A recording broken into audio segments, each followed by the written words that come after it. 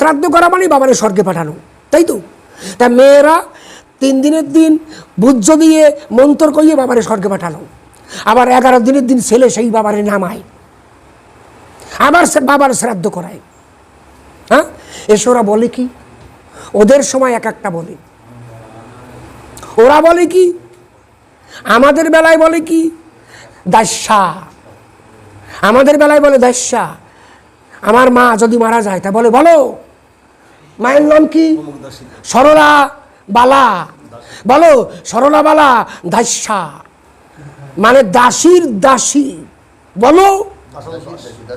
হ্যাঁ, আর ওদের বেলায় বলে কি দেব্বা, মানে দেবী। আমাদের বেলায় বলে কি দাস্যা। আর যদি বাবা মারা যায়, তোমার বাবার নাম কি? সুধীর বালা, তাহলে বলে কি সুধীর বালা দাসস্য, বলো।